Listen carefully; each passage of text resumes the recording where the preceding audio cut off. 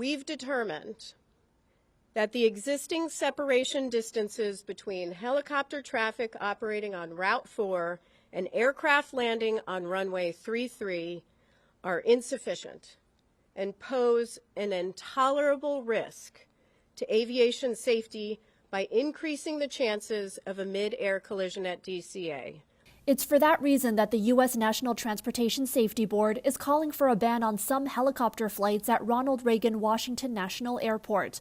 The urgent recommendation coming as the NTSB released its preliminary report on the January 29th mid-air collision between an American Airlines jet and a U.S. Army Black Hawk helicopter over the Potomac River. All 67 people on both aircrafts were killed.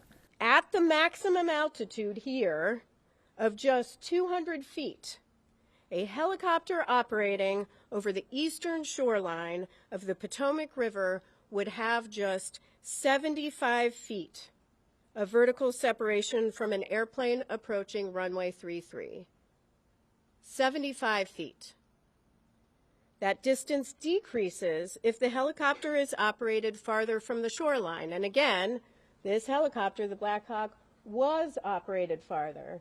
Federal investigators are calling on the Federal Aviation Administration to permanently ban helicopter operations near Reagan when runways 15 and 33 are in use and designate an alternative route for pilots.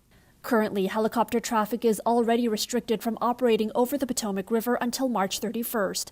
That order was put in place by the U.S. Transportation Secretary following the crash. But the NTSB says it's concerned about the, quote, significant potential for future mid-air collision once that deadline passes. The Black Hawk collided with the American Airlines jet as the plane was approaching the airport, the wreckage from both plunging into the river.